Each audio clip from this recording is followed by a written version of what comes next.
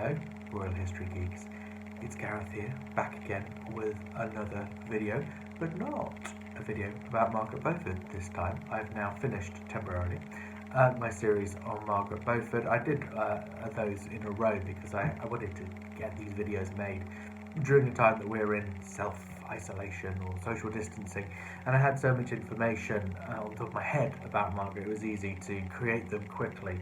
But I wanted to move on, not moving on much in time, because this is still a Wars of the Roses era video, but to move on in terms of subject. And today we are looking at the controversial and much debated question as to whether Edward IV, the first king of the House of York, may have actually been illegitimate, may have actually been not the son of Richard, Duke of York, who was legally his father, but the son of a French archer called Blayborn. Now, it was about a few years ago, maybe 3, maybe 2 years ago, I wrote a blog post on this subject. It's one of my best read blog posts ever, actually, which I think suggests the huge interest that there is on the topic. And in that blog post, I was pretty emphatic that I didn't think a lot of the arguments that Edward was illegitimate. I was pretty staunch in my defence of his illegitimacy. I must confess, since that time, I have had reason to pause and reflect on whether my vehemence was right. I don't think I've changed my mind, and I think we'll explore that during this video, but there have been things that have made me hesitate. I think, actually, hang on a minute. Why is this? Why have I got this niggling feeling that I can't be 110% sure? I think partly it's because it's fairly unknowable. Probably only one person ever truly knew whether Edward was legitimate, and that was his mother, Cecily Neville, Cecily the Duchess of York, and I doubt she really told many people of anyone. And of course, she's long dead. We will never know from her lips what the truth was. But I think the other reason is because it's an argument, the argument for Edward's illegitimacy, I found both in their own time, in his own lifetime, both of his brothers at times, albeit at times it was very advantageous for them to do so, made insinuation or out and outright claims that he was illegitimate. And more recently, people that have looked into the era have asked good, broadly scientific questions about it. So, let's start with the claim that people make today. More historians says I'm not even going to name it because I don't think it's a very good documentary, but a documentary has taken this up and lots of people have watched it. It was a long time ago now, but a lot of people have watched it since on YouTube. And the thrust of the documentary is to working out who, if Edward was illegitimate, and you therefore go down the line of George, Duke of Clarence, you can find his living descendants, and apparently the true King of England is in Australia, blah, blah, blah, blah, blah. There's all kinds of things wrong with that, let alone parliamentary title and all those sorts of things, but never mind. And that's one of the reasons why this question does get debated and discussed. But effectively, if you look at Edward's date of birth and then wind the clock back 9 months, it means that his date of conception should have fallen in a period when we can demonstrate through records at the time that his mother, Cecily Neville, the Duchess of York, and his father, Richard Plantagenet, the Duke of York, weren't together. Not that they weren't married, but they weren't physically in the same place. They were at this point both based in Rouen, in France. You like my French accent there? Don't speak French, although I do let the funky music do the talking. Anyway, back to the show. They were based in Rouen, but actually his father was away on campaign about roughly 100 miles away for that 5-week period. As such, it does seem like from the dates of conception that Richard, Duke of York, is an unlikely candidate to be the biological father of Edward IV. Now, that wasn't said at the time. That argument around the dates of conception weren't mentioned in the 1400s. However, it does make you think, well, if that were the case, then people must have speculated about it. Had people not done the maths themselves, even though the records perhaps don't come down to us, would not people have been aware that Cecily Neville had been fraternising during this period of her husband's absence, and particularly if she was fraternising with someone as lowly as a French archer called Blaybon, which is what some of the rumours suggest she did do? Is it no wonder that gossip would have emanated, particularly perhaps within the family, and as such, the brothers of York, both George and Richard and close family members like Warwick, would have known something about this and that their claim should be taken seriously. Added to that, people say Edward, the future Edward IV's baptism was very, very low key. Whereas his younger brothers, who was born not only a few years later, who didn't actually survive to the time that Edward became king, but that's a different subject, he was given a lavish, big, public baptism. Does that not suggest that Edward was so small was perhaps a sign that his father, the Duke of York, was ill prepared to acknowledge him as his offspring, as his heir? So that all, when you have that backdrop, it starts to give credence to the rumours that Warwick the Kingmaker in 1469 comes out with. So just to give a bit of a recap, in 1469, Edward's been king for a good few years, and he's had many successes, actually, as king. Most of his true successes probably came in the second half of his reign, but nonetheless, he'd made a good impact, and compared to Henry VI, who'd gone before him, he'd restored order to the realm, in many senses, to the public finances, to order in the streets, to a structure that the nobility could work to. Nonetheless, he had done one thing that had made himself quite unpopular with aspects of his court, and that was his marriage to a woman called Elizabeth Woodville. Elizabeth Woodville, on her mother's side, had royal connections, although not English royal connections, although her mother had been married to an English Duke of the blood royal in a previous marriage. But Elizabeth Woodville, truly and properly, was from the gentry class, and that's where her father had been a page to a Lancastrian king. So she was seen as relatively lowly. But Edward IV had married her, presumably for a love match, and this had aggravated his mentor and cousin Warwick, the Earl of Warwick, the Kingmaker, who'd helped mastermind the initial Yorkist coup that claimed the throne. And this meant that Edward wasn't available for foreign alliances, and then, to make matters worse, her family became seen as very grasping, very aggressive, grabbing land for themselves, grabbing some of the great marriages, taking the available single people, and building this Woodville contingency of support or wealth that not everyone believed they deserved. And this, among other reasons, aggravated the Earl of Warwick, who believed he was missing out, and George, Duke of Clarence, the next younger brother of Edward IV. So in 1469 they organised a rebellion against him, and I won't go into the details of that now, though it was broadly in two stages, one actually ending in the temporary disposition of Edward IV. Like I say, I think that's a discussion for another time, and probably one we should have.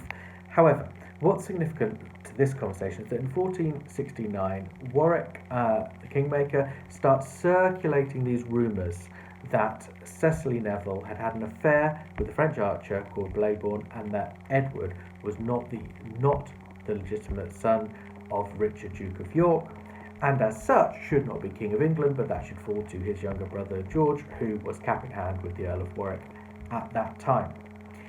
And again, because we now know what we know about the conception period, it does make you think, jeepers, maybe he was on to something. Now, I should just say, I can't actually find a reliable primary source that backs up the claim that these rumours were being made by the Earl of Warwick in 1469. I'm broadly confident one does exist because it is talked about so much in reliable secondary sources. However, if you can find one, please let me know, as I would mind just checking it out for myself and verifying that. And certainly if I come to talk about this topic again, it's something I want to be 100% sure of. Okay, but for whatever reason, that argument doesn't hold much water, and Edward retains his throne for the time and ends up, even after he's disposed for an entirely different reason, reclaiming it and going on to rule successfully. After his death in 1483, as I suspect you already all know, his youngest brother, George, is dead by this point. Again, we won't go into that now, but that's another exciting thing we should talk about at another time. Richard of Gloucester disposes. Again, let's not get into this debate, but he certainly gets his young nephews, Edward IV's sons, out the way and claims the throne for himself as George III. That comes later, as Richard III. And while he primarily bases that on his belief that Edward IV's marriage to Elizabeth Woodville had not been a legal marriage for various reasons, and therefore his sons, nor his children, were illegitimate, he also starts by spreading rumours, both through the pulpit and I think just through common gossip, that actually Edward IV himself is not legitimate. We don't get the mention to the French Archer Blayborn at this point. We just get the fact that Edward was not the son of Richard, Duke of York. And what makes it particularly interesting is we know from the writings of Dominic Mancini, who was an Italian visitor to our shores in the early 1480s, who we think had contact with the doctor that was treating the young Edward V, one of the princes, in the Tower, and potentially had other contacts as well. But perhaps most interesting from this conversation was actually not in court, but was listening to the gossip on the streets of London and in the taverns. And actually he'd heard a story that way back, when Edward IV made his controversial marriage to Elizabeth Woodville, his mother, Cecily Neville, had been so outraged that in a fit of panic rage, she'd threatened to testify that Edward IV, her son, had been conceived in adultery and, as a result, shouldn't be King of England. And when you start to hang all this together, you go, jeepers, there's some scientific knowledge now that suggests, hang on a minute, that seems a dodgy conception period, where was the dad? And both brothers seemed to make this claim, and maybe the family knew something about the circumstances. And also, it even seems like in a fit of rage when his mother let her guard down, she said it too. And all of this makes you think, jeepers, Edward IV may have been a great king, and he may have won the crown in conquest on the battlefield, but was he actually a man of Plantagenet blood? However, while all these things form a very compelling narrative in our brain, and we have to remember the human brain is designed to take whatever facts there are available and to form into a story, whether it's a good story or a bad story. And actually we get a little rush of endorphins every time we do that. So whenever we hear these things, we're tempted to form them into a cohesive narrative.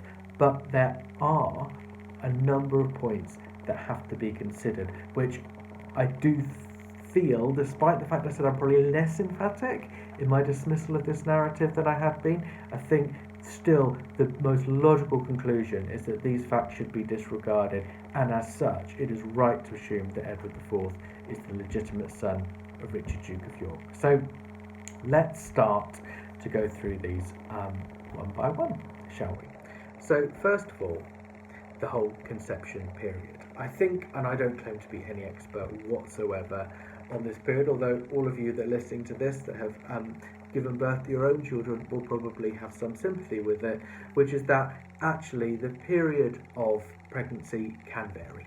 And indeed in medieval times it was thought to be slightly longer than we tend to think of it today, and actually it's not unreasonable for something to be a few weeks out either way of the 9-month period.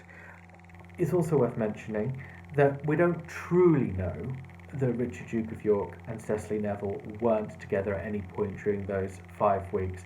Some say he was about 100 miles away. It could have been closer to 60 to 80 miles, and we don't know whether he did come back briefly, and you can guess what he might have come back briefly for, perhaps if a baby followed soon after. And similarly, we don't know if they could have met up somewhere else. So it is possible that they were together in that 5-week period. We simply don't know, and I don't think, short of any other evidence coming to light, I don't think we're ever going to as well. But I actually think you can use two of the arguments that are used against Edward IV's legitimacy and actually use them together to argue that he probably was legitimate. I don't put much stock in the argument that because Edward had a very low-key baptism, that suggests Richard, Duke of York, was trying to distance himself from him or not be sure that he was going to embrace him as his son. I don't think that holds water. I don't think that makes sense, and I certainly don't think that understands the times. If people are saying his low-key baptism as a result of illegitimacy, then they are implicitly accepting that Richard understood that his son was illegitimate. He knew he wasn't his, and therefore was sort of trying to hold him at arm's length. But he'd obviously decided he was going to raise him as his son, and more importantly, he was going to raise him as his heir when the time came for such considerations to be factored in. It is therefore very unlikely that he would have tried to draw attention to his son's and his wife's shame and the security of his family line by deliberately organising a baptism that wasn't up to par. I don't think that makes any sense at all. What is far more likely is that if the child were in some way thought vulnerable and possibly not likely to live, and they had a child previously who hadn't lived long, then they would have rushed the baptism to get it done quickly, so that whatever happened when that small child went to meet his maker, he was covered by baptism, which is very important from the religious views of the time. If we think that that's a possibility, it of course gives rise to the very strong possibility that Edward IV was premature. Now, there's even all sorts of arguments around his death, which suggests his lung capacity might not have been what it should be, which also alludes to being premature, but I wouldn't pretend to understand the science enough to go into all of that. But certainly being born premature, as such having some health vulnerabilities, and a baptism being rushed makes a lot more sense to me than anything else. In terms of the rumours that were raised about him in his own lifetime, particularly in 1469, I think we have to be very mindful of the politics of the situation.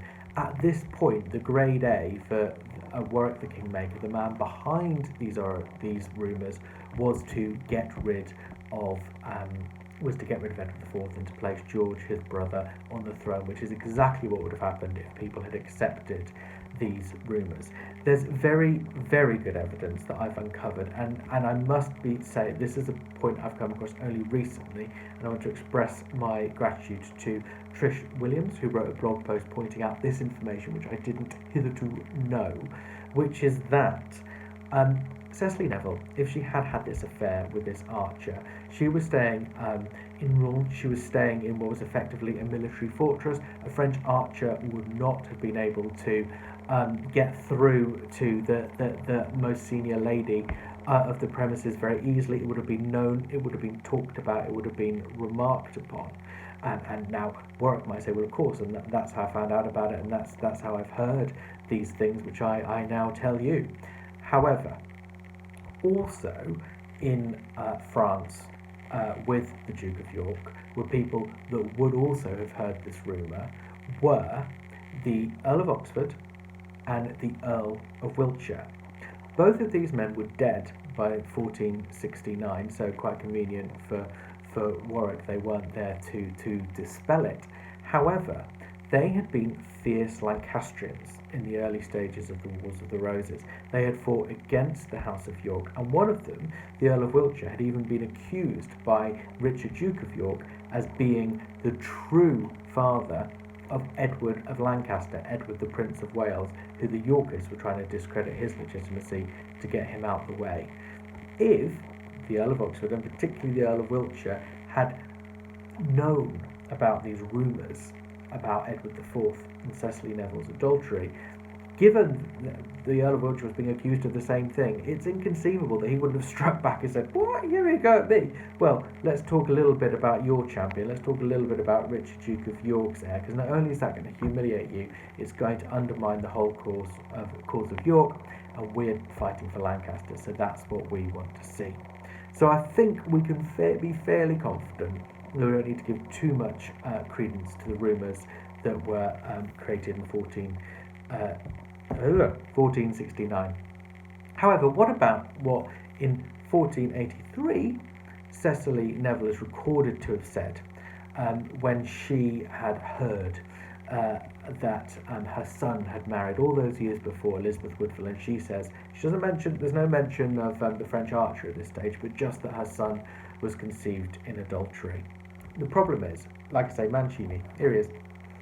That's not him, but this is a reprint of his writings. He is brilliant because he does listen to gossip, and we get a feel for what people were making of it when Richard III usurped the throne, not the subject of this conversation today. And that's a really unique insight, so we're very lucky to have him. But we also have to be mindful that what he's listening to is gossip. So it's possible that those stories about Cecily Neville saying that had existed ever since 1469 and done the rounds, or it's possible they were being put about by Richard III's people, the Duke of Buckingham, etc., etc., who were trying now to unofficially and through slander and through gossip, were trying to undermine the line of Edward IV. It seems a little bit out of character for Cecily Neville to say that. That's that I'm nervous of that argument because we don't know her, do we? I mean, we don't actually have a lot to go on. So I'm nervous about arguments around character. But nonetheless, it's entirely possible that that story is invented gossip. It certainly doesn't crop up anywhere else. And of course, even if she did say it, it's possible that that was something said in a fit of rage. So I think all those factors being considered, I maintain my position that it's very unlikely that anyone other than Richard, Duke of York, was the father of Edward IV. But I do recognise it's an interesting debate, and I look forward to hearing other people's views and certainly being pointed to any more evidence that I've not come across or not talked about today.